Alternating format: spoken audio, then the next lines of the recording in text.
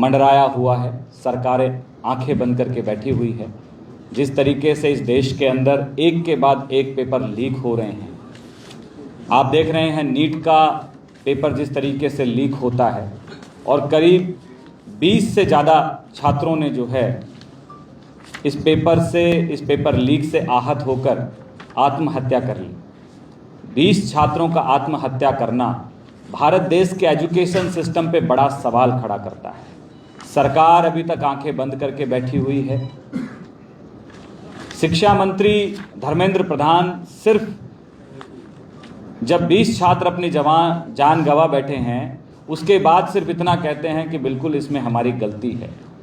पूरा देश का छात्र, पूरे देश का युवा सड़क पे आक्रोशित है, संघर्ष कर रहा है और एक ही मांग कर रहा है कि इस देश का जो एजुकेशन सिस्टम है पूरी तरीके से कोलैप्स हो गया है, फेल है। तो आज धर्मेंद्र प्रधान का जो है सरकार इस्तीफा क्यों नहीं ले रही? आज एनटीए जैसी भ्रष्ट संस्था इस देश के अंदर पेपर कंडक्ट करा रही है। ऐसा कोई पेपर नहीं एनटीए का जो पिछले 10 साल के अंदर लीक नहीं हुआ। आप देखिए, मीडिया के आंकड़ों के मुताबिक 10 साल के अंदर 89 पेपर लीक हुए हैं, जिसमें 48 बार री एग्ज़ाम हुए और 4 बार नीट का पेपर लीक हुआ। हम लोग देखते हैं कि इस सरकार के अंदर जो जितनी बड़ी चोरी कर रहा है उसको उतना बड़ा इनाम मिल रहा है।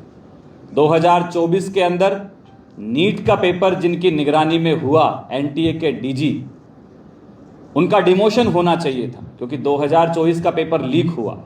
लेकिन भाजपा सरकार की, केंद्र सरकार की आज रीति नीति बन चुकी है कि जो जितनी बड़ी चोरी करेगा उसको इतना बड़ा इनाम मिलेगा। तो उन्होंने उस डीजी का डिमोशन करने के बजाय उसका प्रमोशन किया। छत्तीसगढ़ की सरकार के अंदर, जो कि वहाँ भाजपा की सरकार है, उसमें वहाँ मुख्यमंत्री के प्रिंसिपल सेक्रेटरी लगे हुए हैं। तो ये भाजपा की कार्यशैली पर बड़ा सवाल खड़ा करता है। पूरे देश के अंदर एनएसयूआई आंदोलन कर रही है, संघर्ष कर रही है और साफ मांगे जो है हमारी हैं कि एनटीए को बैन किया जाना चाहिए, धर्मेंद्र प्रधान का इस्तीफा होना चाहिए, साथ में इस देश के अंदर पेपर लीक के खिलाफ जो है कड़ा कानून बनना चाहिए। इसी को लेकर कांग्रेस पार्टी ने, एनएसयूआई, यूथ कांग्रेस और तमाम कांग्रेस के संगठनों ने मिलकर छात्रों की गूंज का एक कार्यक्रम जो है 28 शहरों के अंदर पूरे देश के अंदर लॉन्च किया है, जिसको लेकर आज ये प्रेस कॉन्फ्रेंस रखी गई है। और हम लोग जो हैं पूरे देश के अंदर कोने कोने के अंदर एनएसयूआई सड़कों पे संघर्ष कर रही है, आंदोलन कर रही है।